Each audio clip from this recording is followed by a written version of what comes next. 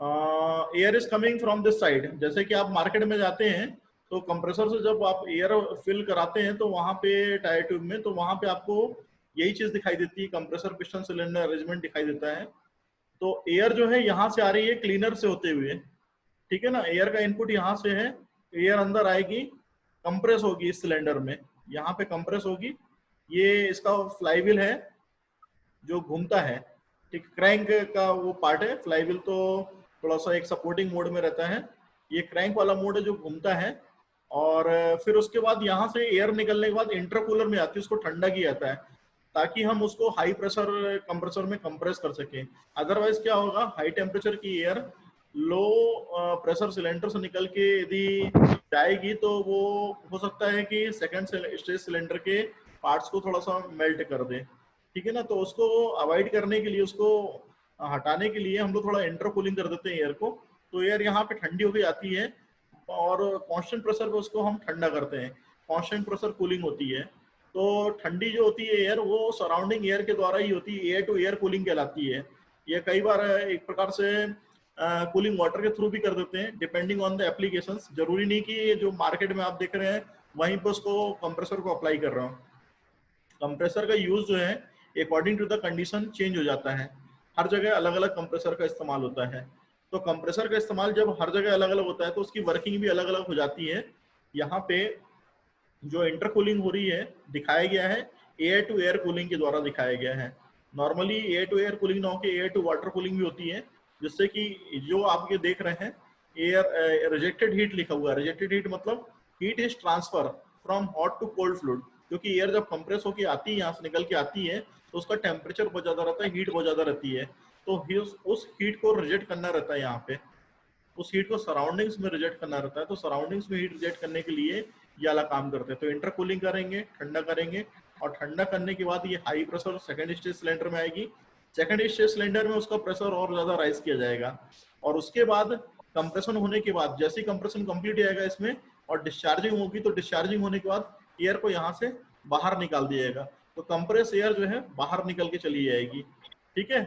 और electric motor के द्वारा, जैसा कि आप देखते हैं मार्केट में, इलेक्ट्रिक मोटर के द्वारा जो है कंप्रेसर रन करता है। तो ये कंप्रेसर इलेक्ट्रिक मोटर के द्वारा रन कर रहा है, ठीक है ना। तो इसे हम नाम दे रहे हैं two stage compress air pump. तो इलेक्ट्रिक मोटर की मदद से पंप को घुमाया जा रहा है, और पंप की मदद से जो सिलेंडर है आपके लो प्रेशर सिलेंडर और हाई प्रेशर सिलेंडर, ये आपके कंप्रेस करके एयर को डिलीवर कर रहे हैं। तो इंट्रोडक्शन हमने लास्ट टाइम में बताया था कि एक ऐसी मशीन जो कि एयर को लो प्रेशर से हाई प्रेशर में कंप्रेस करती है, और जहां पे भी उसको डिस्चार्ज करना वहां पे करती है, उसे हम कंप्रेसर मशीन बोलते हैं। तो according to the second law of thermodynamics, it is only possible when work is done on the system. तो यहाँ पे कंप्रेसर को हमें वर्क देना पड़ता है, ठीक है ना। किसी को सॉरी ये अपने कंप्रेसर डिवाइस को वर्कडन देना पड़ता है, वर्कडन इससे मिलता नहीं है। तो जब वर्कडन देना पड़ेगा तो वो नेगेटिव वर्कडन आएगा, लेकिन जब वर्कडन अपने को मिलेगा तो वो पॉजिटिव वर्कडन आएगा। तो compressor are driven by the electric motor, electric motor के द्वारा चलाया जाता है, आईसी इंजन के द्वारा चलाया जाता है, या गैस टरबाइन के द्वारा चलाया जाता है। And compressor which is use for the increasing the pressure, ये हमने लास्ट टाइम पे आपको डिस्कशन किया था कि कंप्रेसर का इस्तेमाल जो होता है प्रेशर को बढ़ाने के लिए करते हैं। यदि टायर ट्यूब में आपके हवा भर रही है तो वो हाई प्रेशर पे एयर भरी रहती है, तभी आपकी जो गाड़ी है या उसके ट्यूब्स हैं वो आगे की तरफ मूव करते हैं। अदरवाइज क्या होगा, लो प्रेशर रहेगा, बोलते हैं ना प्रेशर कम है भैया हवा भर देना इस पे, तो हाई प्रेशर पे एयर को भरा जाता है वहां पे, तो उसका जो वॉल्यूम रहता है वो भी बढ़ जाता है, साथ साथ में उसका हम प्रेशर भी इंक्रीज कर देते हैं, ठीक है ना। दिस इज द क्लासिफिकेशन, जैसा कि लास्ट टाइम पे हमने डिस्कशन किया था कि according to the delivery pressure दो तरह के होते हैं, लो और medium. Method of compression, reciprocating, rotary, centrifugal, ये हमने लास्ट टाइम पे आपको बताया भी था, ठीक है ना। अब प्रिंसिपल ऑफ ऑपरेशन में भी आप देखेंगे तो रोटोडायनेमिक टाइप का होता है, पॉजिटिव डिस्प्लेसमेंट टाइप का होता है, और यदि नंबर ऑफ स्टेजेस के बेस पे देखेंगे तो सिंगल स्टेज होता है और मल्टी स्टेज होता है। तो ये सारी चीजें हमने बताई थी। सिंगल स्टेज पे भी हम देखेंगे तो 5 बार तक यदि कंप्रेशन करना है तो सिंगल स्टेज का मतलब होता है कि एक ही पिस्टन सिलेंडर अरेंजमेंट के द्वारा हम उसको कंप्रेस कर रहे हैं, उसमें एक से अधिक सिलेंडर पिस्टन मैकेनिज्म अप्लाई नहीं है। लेकिन यहाँ पे जो कंप्रेसर दिखाया गया था, जो आप यहाँ पे डायग्राम में देख रहे थे, इस डायग्राम में 2 पिस्टन सिलेंडर मैकेनिज्म है। तो इसका मतलब क्या है, यहाँ पे मल्टी स्टेज है, जब एक से ज्यादा पिस्टन सिलेंडर लगे रहेंगे, लो प्रेशर भी लगा है और हाई प्रेशर भी लगा है, तो उसको हम क्या बोलेंगे, मल्टी स्टेज। तो मल्टी स्टेज एबव 5 बार पे एयर को कंप्रेस कर सकता है, इसलिए हम उसका नाम दिए मल्टी स्टेज। इसी तरह डिलीवरी प्रेशर जो आप देख रहे थे कि हाई प्रेशर है, मीडियम प्रेशर है, वेरी हाई प्रेशर है, तो वेरी हाई प्रेशर मतलब अबव 10 बार तक यदि हम कंप्रेस कर सकते हैं एयर को, तो उसको बोल रहे हैं वेरी हाई प्रेशर कंप्रेसर। ठीक है ना। अब नंबर ऑफ सिलेंडर, यदि एक सिलेंडर लगा है तो सिंगल सिलेंडर का कंप्रेसर बोलेंगे, और यदि 2 सिलेंडर लगे हैं तो उसे मल्टी बोलेंगे, डबल सिलेंडर नहीं बोलेंगे। जैसे यहाँ पे आप जो देख रहे थे, यहाँ पे इस डायग्राम में जो देख रहे थे, एक सिलेंडर ये लगा है, एक सिलेंडर आपका ये लगा हुआ है, तो कितने हो गए, मल्टी सिलेंडर कहलाएगा। डबल सिलेंडर इसको नहीं बोलेंगे, इसको बोलेंगे मल्टी सिलेंडर। ये मल्टी सिलेंडर हो गया। प्रेशर की लिमिट, जैसा कि आप देखते हैं, फैन की लिमिट जो रहती है इतनी रहती है आपकी 1 to 1.1 रहती है। जो फैंस लगे रहते हैं ये भी एक प्रकार से कंप्रेसर कहलाते हैं। जो सीलिंग फैन है, जो आपके टेबल फैन है, ये भी कंप्रेसर हैं। जो ब्लोअर होते हैं ये भी एक प्रकार के कंप्रेसर कहलाते हैं। ब्लोअर का शायद आपने नाम कहीं पे सुना होगा, मार्केट वगैरह में ब्लोअर चलते हैं, जिसे हम फर्राटा फैन वगैरह भी कई बार बोल देते हैं, वो भी ब्लोअर कहलाते हैं। तो 1.1 से लेकर 2.5 तक एयर को कंप्रेस कर सकते हैं, प्रेशर रेशियो जो रहता है। फिर जो कंप्रेसर मेन होता है वो आपका लेस देन 2.5 तक का रहता है। तो ये सारे अरेंजमेंट आप जो देख रहे हैं ये क्लासिफिकेशंस में आता है। अब यदि हम बात करेंगे कि वॉल्यूम ऑफ एयर कितना डिलीवर किया गया, तो वॉल्यूम ऑफ एयर डिलीवर जो है लो कैपेसिटी का 10 मीटर क्यूब पर मिनट है, मीडियम कैपेसिटी का जो है 10 metre cube per minute to 300 metre cube per minute है, और हाई कैपेसिटी का जो है less than 300 metre cube per minute है। तो ये 3 तरह के आपके कंप्रेसर इस्तेमाल होते हैं जहाँ के डिफरेंट टाइप के वॉल्यूम जो है डिलीवर हो रहे हैं। एक है 10 मीटर क्यूब पर मिनट का, एक आपका है 10 to 300 metre cube per minute का, और एक हाई कैपेसिटी का 300 मीटर क्यूब पर मिनट का। तो फ्लूइड कौन कौन से कंप्रेस किए जा सकते हैं? पहला फ्लूइड यहाँ पे कंप्रेस किया जा रहा है एयर वाला, दूसरा फ्लूइड कंप्रेस किया जा रहा है गैस वाला, और तीसरा फ्लूइड कंप्रेस किया जा रहा है वेपर वाला।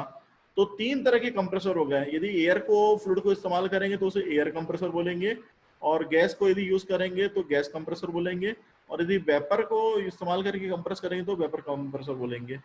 ठीक है ना। तो 3 तरह के कंप्रेसर इस्तेमाल किए जाते हैं। Just minute. हेलो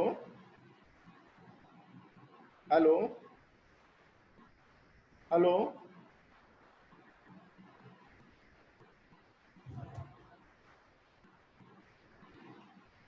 ठीक है, चलिए तो मूव करेंगे नेक्स्ट स्लाइड पे। रेसोनेटिंग कंप्रेसर जो है यहाँ पे दिखाया गया है, ये पॉजिटिव डिस्प्लेसमेंट टाइप का कंप्रेसर होता है। ये सिंगल एक्टिंग भी हो सकता है, डबल एक्टिंग, ये लास्ट टाइम पे हमने आपको बताया था, और ये भी बताया था कि आपका ये सिंगल स्टेज होता है और डबल स्टेज होता है अकॉर्डिंग टू द कंडीशंस कि किस हिसाब से आपका चल रहा है। कंप्रेसर सिंगल सिलेंडर भी हो सकता है, और सिंगल स्टेज टाइप का भी हो सकता है, और double cylinder single stage type का भी हो सकता है, या बोलना चाहिए आपका डबल सिलेंडर भी हो सकता है और मल्टी सिलेंडर भी हो सकता है। ठीक है ना। इस हिसाब से जो कंप्रेसर को डिजाइन किया गया है या क्लासिफाइड किया गया है, अलग अलग तरीके से किया गया है। तो जो कंप्रेसर का इस्तेमाल है लाइट ड्यूटी एप्लीकेशंस में किया जाता है। ये जो आप देख रहे हैं यहाँ पे लिखा हुआ है लाइट ड्यूटी एप्लीकेशंस। और यदि ज्यादा आपको यदि एयर को कंप्रेस कराना है तो उसके लिए हमें अलग टाइप की डिजाइन करनी पड़ती है, या मल्टी सिलेंडर या मल्टी स्टेज सिलेंडर की हेल्प लेनी पड़ती है। This is the main advantage of the reciprocating compressor. Compressor को यदि आप आगे और मूव कराना है, आगे और यूज कराना है, तो उसके लिए आपको अलग अलग तरीके से बात करनी पड़ेगी।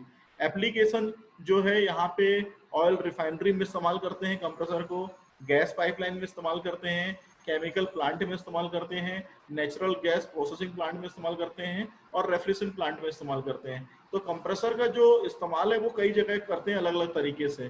तो डिपेंडिंग ऑन द एप्लीकेशन की केमिकल प्लांट में कितने प्रेशर की रिक्वायरमेंट है एयर की, नेचुरल गैस प्रोसेसिंग प्लांट में कितने प्रेशर की रिक्वायरमेंट है, उस हिसाब से कंप्रेसर को डिजाइन किया जाता है, बनाया जाता है। रेफ्रिजरेशन प्लांट में कौन से कंप्रेसर की रिक्वायरमेंट है और किस तरीके के कंप्रेसर सुटेबल रहेगा एयर को कंप्रेस करने के लिए या वेपर को कंप्रेस करने के लिए।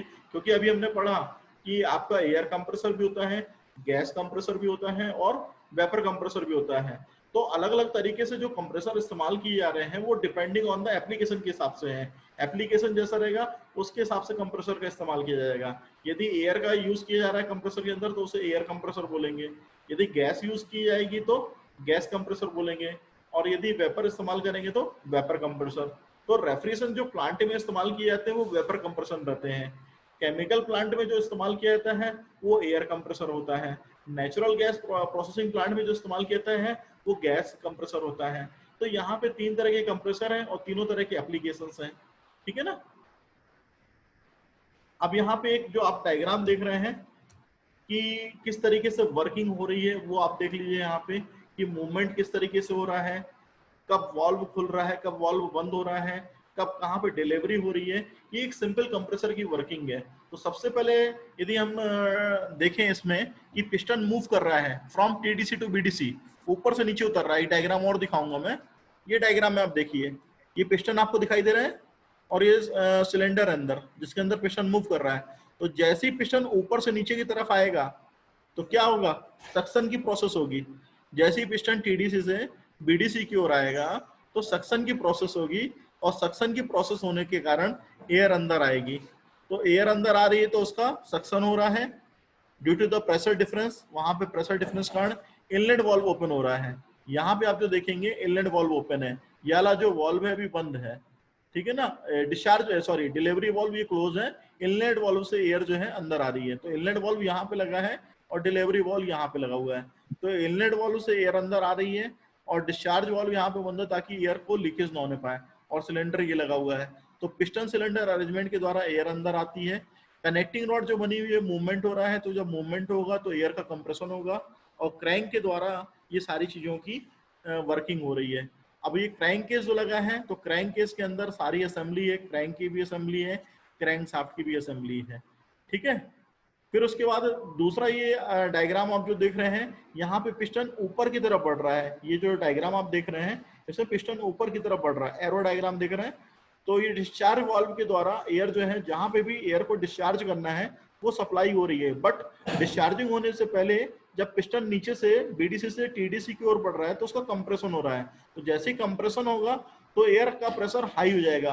अब जब एयर का प्रेशर हाई होगा तो एयर को सप्लाई कहाँ करेंगे, यहाँ पे डिस्चार्ज वाल्व के थ्रू करेंगे जहां पे इसकी रिक्वायरमेंट है। बट उस टाइम पे इनलेट वाल्व को बंद रखना है, अदरवाइज जो डिस्चार्जिंग हो रही है, जो कंप्रेशन हो रहा है वो लीकेज हो जाएगा। तो कंप्रेशन की लीकेज होने से बचाने के लिए भी हमने सिर्फ डिस्चार्ज वाल्व को खोला है, और वो भी तब खोला है जब हमारी रिक्वायरमेंट है। अदरवाइज डिस्चार्ज वाल्व बंद रहेगा और इनलेट वाल्व भी बंद रहेगा कि जब पिस्टन बीडीसी से टीडीसी की ओर जा रहा है और उसका कंप्रेशन हो रहा है।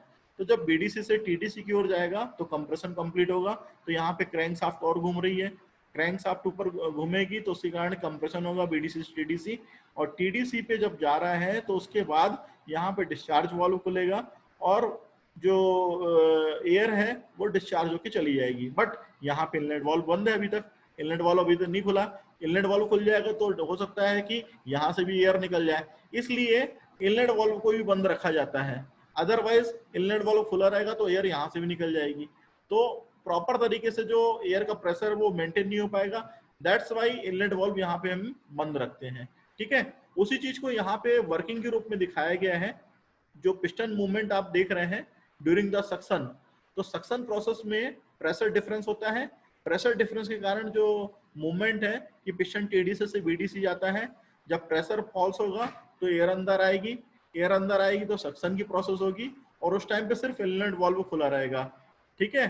फिर पिस्टन बीडीसी से टीडीसी की ओर मूव कर रहा है यहाँ पे, तो जैसे ही बीडीसी से टीडीसी की ओर मूव करेगा तो कंप्रेशन की प्रोसेस होगी, और उस टाइम पे जो देख रहे हैं आप यहाँ पे ये प्रेशर राइज हो जाएगा। जब प्रेशर राइज होगा तो यहाँ पे डिस्चार्ज वाल्व ओपन हो जाएगा। डिस्चार्ज वाल्व ओपन होगा तो एयर को डिलीवर किया जाएगा जहां पे उसकी रिक्वायरमेंट है। जैसे आपकी टायर ट्यूब में रिक्वायरमेंट है तो वहां पे एयर चली जाएगी। तो इसके बाद यहाँ पे स्ट्रोक्स पूरे कंप्लीट हो गए। तो पहला सक्शन स्ट्रोक था जब due to the pressure difference air अंदर आ रही थी। दूसरा डिलीवरी स्ट्रोक है जब एयर जो है कंप्रेस होके डिलीवर हो रही है। अब एंड ऑफ डिलीवरी स्ट्रोक हो गया तो उसके बाद फिर एयर जो लेफ्ट रह जाती है क्लियरेंस स्पेस पे, उसको हम देखते हैं। अब फ्रेश एयर को जो है सक किया जाता है, और फ्रेश एयर सक होने के बाद वापस से साइकिल रिपीट होती है। तो इस तरीके से प्रोसेस चलती रहती है, प्रोसेस कभी खत्म नहीं होती है। आप यदि ऐसा सोच लें कि सक्शन हो गया, कंप्रेशन कर लिया, एयर सप्लाई कर दी और उसके बाद प्रोसेस नहीं होगी, ऐसा नहीं है। पिस्टन बार बार टीडीसी से बीडीसी की ओर मूव करेगा, बार बार बीडीसी से टीडीसी की ओर मूव करेगा। तो एक साइकिल है जिसमें कि यहाँ पे सक्शन की प्रोसेस हो रही है, कंप्रेशन की प्रोसेस हो रही है और डिस्चार्ज की प्रोसेस हो रही है। तो एक साइकिल बन गई है यहाँ पे। और उसके बाद फिर दूसरी साइकिल होगी, तो दूसरी साइकिल में फिर सक्शन होगा, कंप्रेशन होगा, फिर डिस्चार्ज होगा। तो this is the right way about completing a theoretical cycle. This is called a theoretical cycle. Theoretical cycle में किसी भी तरह के लॉसेस को हम नहीं देखते हैं। हम हरदम बात करते हैं, आइडियल बात करते हैं, हाइपोथेटिकली बात करते हैं, असम्पशन लेके बात करते हैं।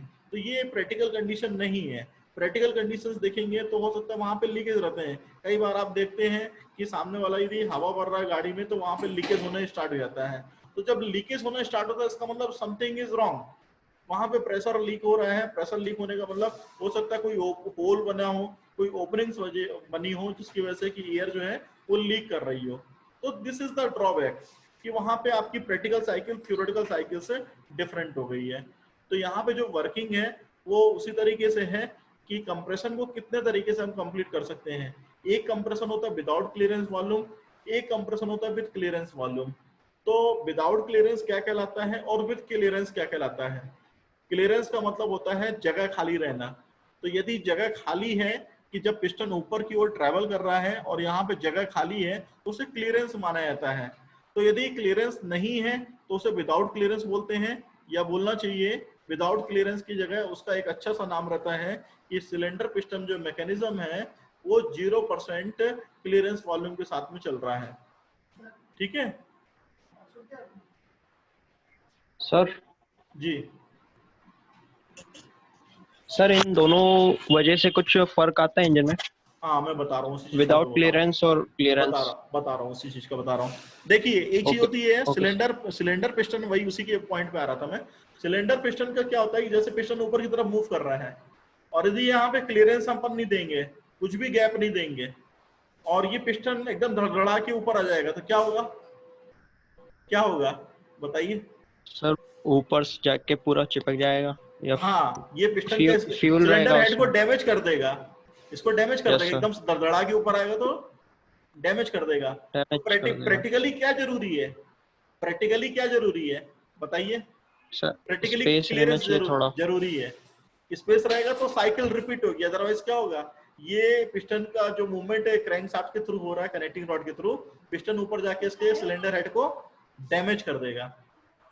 ठीक है, सिलेंडर हेड डैमेज हो गया तो फिर दोबारा वर्किंग नहीं कर पाओगे आप। तो क्लियरेंस मेंटेन होना जरूरी है। तो जो विदाउट क्लियरेंस रहता है ये आइडियल कंडीशन हम मानते हैं। Ideal condition it's a hypothetical condition, जबकि विद क्लियरेंस होती है ये क्या कहलाता है? इसे प्रैक्टिकल कंडीशन बोलते हैं। ठीक है ना, विदाउट क्लियरेंस हाइपोथेटिकल कहलाता है यस और विद क्लियरेंस प्रैक्टिकल कंडीशन कहलाता है। ठीक है ना, तो प्रैक्टिकल कंडीशन को हरदम अप्लाई करना चाहिए। हाइपोथेटिकल को तो आपको भी पता है कि कोई भी गाड़ी ऑटो साइकिल पे वर्क नहीं करती है। आप गाड़ी चला के चले जाते हो लेकिन आप देखते रहते हो कि ऑटो साइकिल कब हो गई, सक्शन कब हो गया, कंप्रेशन कब हो गया, पता ही नहीं चलेगा आपको। पता चला है क्या आज तक? आपने इतनी गाड़ियां चला ली हैं, यस सर। कभी किसी को पता चला कि सक्शन कब हुआ, कंप्रेशन कब हुआ? आप देखने थोड़ी जाते हो अंदर। ना ही कोई यस सर, प्रोसेस नहीं सक्शन होती है, ना ही कोई कंप्रेशन होता है एडियाबेटिकली, ना ही कोई एग्जॉस्ट होता है कांस्टेंट वॉल्यूम। कोई भी चीज प्रैक्टिकली वहां पे आप ये बता दीजिए कि कोई भी चीज आपकी हाइपोथेटिकली हो रही हो विदाउट प्रैक्टिकल कंडीशन के, वहां पे जितनी भी चीजें हो रही हैं सारी प्रैक्टिकली चल रही हैं। आप गाड़ी यदि चला रहे हो तो इसका मतलब प्रैक्टिकली कर रहे हो आप गाड़ी का एवरेज चेक करते हो तो इसका मतलब क्या है? गाड़ी का एवरेज चेक करने का मतलब है कि रिजर्व टू रिजर्व आप गाड़ी में पेट्रोल डलाते हो। जैसी गाड़ी रिजर्व लगती है तो आप पेट्रोल पंप लेके जाते हो गाड़ी को और बोलते हो भैया 1 लीटर पेट्रोल डाल दो। ठीक है ना, उसके बाद उसको ऑन कर लेते हो रिजर्व को, और जैसे ही रिजर्व लगता है तो फिर देखते हो आप किलोमीटर में कितना डिफरेंसेस आया। पहले रीडिंग आपकी 100 थी, फिर रीडिंग हो गई 150, 50 किलोमीटर का एवरेज आया। तो that is the difference. Yes sir. ये होता है ना, रिजर्व टू रिजर्व आप मेजर करते हैं। जो भी आप माइलेज निकाल रहे हैं गाड़ी का वो रिजर्व टू रिजर्व मेजर कर रहे हैं। ऐसा नहीं कर रहे हैं कि आप वहां पे बोलेंगे जाके कि नहीं ऐसा नहीं है, आप एक काम करो डाल दो। आपको जब भी कभी माइलेज चेक करना है गाड़ी का तो आप रिजर्व टू रिजर्व पेट्रोल डलवाएंगे। तो गाड़ी जब तक आपकी ऑनलाइन चल रही है तब तक आप चलाइए। Yes, जैसे sir. रिजर्व में लगे आप पेट्रोल डलाइए और 1 लीटर पेट्रोल डलाइए ताकि आपको माइलेज चेक हो सके। और माइलेज चेक करने का सबसे अच्छा तरीका यही है। उसके बाद जैसे रिजर्व लगे, जब रिजर्व नहीं लगा था, आपका ऑनलाइन थी गाड़ी, पेट्रोल डलवाया था, आप रीडिंग नोट कर लें कि आपकी गाड़ी आपकी रिजर्व में लग गई है। अब आप रीडिंग नोट कर लें, पेट्रोल डल गया, अब गाड़ी चलाइए। फिर उसके बाद से जैसे रिजर्व लगेगा फिर गाड़ी को स्टॉप कर दीजिए और फिर चेक करिए कितनी रीडिंग बढ़ी, तो आपको पता चल जाएगा कि गाड़ी का माइलेज कितना था। ठीक है, चलिए Yes, आगे sir. बढ़ते हैं। तो मल्टी स्टेज रेसिप्रोकेटिंग कंप्रेसर का मतलब यही होता है, जैसा कि हम बात कर रहे थे, जो कि हमने फर्स्ट स्लाइड दिखाया था। मल्टी स्टेज इसी को बोलते हैं, जो पहली स्लाइड दिखाई थी। This is called a multi stage. Here the 2 cylinder will be used. First cylinder that is called a low pressure cylinder. ये जो आप देख रहे हैं ये लो प्रेशर सिलेंडर कहलाता है, और ये आपका हाई प्रेशर सिलेंडर कहलाता है। तो लो प्रेशर और हाई प्रेशर सिलेंडर मिलके मल्टी स्टेज बनाते हैं। तो ये लिखा है मॉडल ऑफ 2 स्टेज। तो 2 stage is nothing word, 2 stage is the wrong word. इसका मतलब क्या है? Model of multi stage compressor, इसको बोलते हैं मल्टी स्टेज 2 की जगह। ठीक है ना। लेकिन क्योंकि 2 लगे हैं, 2 कई बार बोल दिया जाता है, मुंह से कई बार चीजें ऐसी रहती हैं कि जो आपके तकिया कलाम टाइप की चलती रहती हैं कि हम बोलते आ रहे हैं, शुरू से चलता आ रहा है, वो हम बोल दिए 2 स्टेज, लेकिन ओरिजिनल वर्ड क्या है उसका? Multi stage. तो ये क्या है? Multi stage. तो मल्टी स्टेज कंप्रेसर में क्या हो रही है? हाई डिलीवरी प्रेशर की एयर सप्लाई हो रही है, और ये मोर वॉल्यूम ऑफ एयर सप्लाई हो रहा है, टेम्परेचर इंक्रीज हो रहा है, डेंसिटी कम हो रही है, मास फ्लो रेट डिक्रीज हो रहा है। ये सारी एक्टिविटीज साइमल्टेनियसली चलती रहती है हाइपोथेटिकली मैनर में। हम प्रैक्टिकली कोई भी बात नहीं कर रहे हैं यहाँ पे, जितनी बातें हो रही है हाइपोथेटिकली। बट प्रैक्टिकल कंडीशन में जब आप गाड़ी चलाते हैं तो वो हाइपोथेटिकली को पीछे छोड़ देता है। तो high temperature will need heavy working parts, hence more cost and less work. जितना भी हाई टेम्परेचर रहेगा वो हैवी वर्क की रिक्वायरमेंट करेगा। क्यों? क्योंकि वहां पे अपने को मटेरियल अच्छा रखना है जो कि टेम्परेचर को सहन कर सके। अदरवाइज क्या होगा? आपको ज्यादा गर्मी लगेगी, आप पिघल जाओगे। तो इसलिए आपको मजबूत बनना पड़ेगा ताकि आप गर्मी सह सको। इसी तरीके से गाड़ी के पार्ट्स होते हैं सिमिलर अपने पार्ट्स की तरह, ह्यूमन बॉडी के पार्ट्स की तरह गाड़ी के पार्ट्स हैं। यदि ज्यादा टेम्परेचर आप करोगे तो वो मेल्ट हो जाएंगे, पिघल जाएंगे। तो उनको मजबूत बनाना चाहिए। उनको मजबूत बनाने के लिए कास्ट आयरन का मटेरियल इस्तेमाल किया जाता है। तो जितनी भी डिफिकल्टीज आ रही थी ये सिंगल स्टेज में आ रही थी। तो इन डिफिकल्टीज को दूर करने के लिए हमने क्या किया? मल्टी स्टेज सिलेंडर को पिक्चर में लेके आए। मल्टी स्टेज जब आ जाएगा तो सारी प्रॉब्लम आपकी जितनी ऊपर आ रही थी ये सारी प्रॉब्लम आपकी सॉल्व हो जाएंगी। तो multi stage compressor feature series of cylinder each of a different diameter. जितने भी कंप्रेसर्स हैं सीरीज ऑफ सिलेंडर हैं, इनके डिफरेंट डायमीटर होते हैं। इन a 2 stage compressor air is a force into a chamber where it is a pressurized to required extent। 2 stage compressor में हम air को प्रेशराइज कर सकते हैं जितनी हमें जरूरत है, जितनी हमें रिक्वायरमेंट है। 10 बार की रिक्वायरमेंट है, 10 बार तक हम प्रेशर को इंक्रीज कर सकते हैं। ठीक है ना। ये सारी रिक्वायरमेंट फुलफिल जो होती हैं वो मल्टी स्टेज कंप्रेसर में होती हैं। ये आपका डायग्राम जो आप देख रहे हैं, इंटरकूलर को लगा दिया गया बीच में। तो इंटरकूलर कहाँ पे लगा हुआ है? ये लगा हुआ है इंटरकूलर, आप जो देख रहे हैं। यहाँ पे पहले एयर को सक किया गया, एयर का सक्शन हुआ, एयर अंदर लो प्रेशर सिलेंडर में अंदर आई, उसका कंप्रेशन किया। ये कंप्रेशन हो रहा है, ये कंप्रेशन पॉलीट्रॉपिक प्रोसेस के थ्रू हो रहा है। पीबी की power n is equal to constant, ये पॉलीट्रॉपिक प्रोसेस कहलाती है। अभी हम प्रोसेस की तरफ मूव करेंगे, 1-2 क्लास में बताएंगे कि प्रोसेस क्या होती है, आपको सारी प्रोसेस के बारे में बताएंगे। उसके बाद जैसे ही कंप्रेशन कंप्लीट हो गया उसको इंटरकूलर में भेज दिया गया ताकि एयर ठंडी हो जाए। तो वो कांस्टेंट प्रेशर पे एयर को ठंडा कर रहे हैं, और उसके बाद उसको हाई प्रेशर सिलेंडर में भेज दिया गया ताकि फिर एयर का कंप्रेशन कर सके, और फिर वापस से यहाँ पे डिस्चार्ज या डिलीवरी हो रही है। तो इस तरीके से प्रोसेस कंप्लीट होती है। पहले सक्शन किया, फिर कंप्रेशन किया लो प्रेशर सिलेंडर में, और फिर उसके बाद यहाँ पे कांस्टेंट प्रेशर इंटरकूलिंग करी, और फिर उसके बाद यहाँ पे हाई प्रेशर सिलेंडर पे कंप्रेशन किया, और उसके बाद से यहाँ पे डिस्चार्जिंग कर दी या डिलीवरी कर दी। तो intercooler is an air to air और air to liquid heat exchange device used on turbocharged and the supercharged. When air is compressed, its temperature is increases. Between each compression stage, the air passes through a heat exchanger where it is cooled. तो दो compression stage के बीच में एक heat exchanger या intercooler लगा रहता है जिससे कि एयर को ठंडा किया जाता है, जैसा कि हमने आपको पहली स्लाइड में बताया। क्या फायदे हैं मल्टी स्टेज कंप्रेशन के? इंटरकूलिंग के द्वारा आप ज्यादा काम कर सकते हैं लेस इनपुट के द्वारा। इसकी जो वॉल्यूमेट्रिक एफिशिएंसी है, जो कि आपको नेक्स्ट लैब में हम बताएंगे कि वॉल्यूमेट्रिक एफिशिएंसी क्या होती है, ये बढ़ जाती है। लेस वर्किंग टेम्परेचर रहता है, बेटर फ्यूल कंजम्पशन रहता है। बहुत टेम्परेचर की जो वैल्यू रहती है बहुत कम रहती है, फ्यूल कंजम्पशन अच्छा रहता है, बेटर मैकेनिकल बैलेंस रहता है और स्मूथर टॉर्क एंगल ऑब्टेन होता है।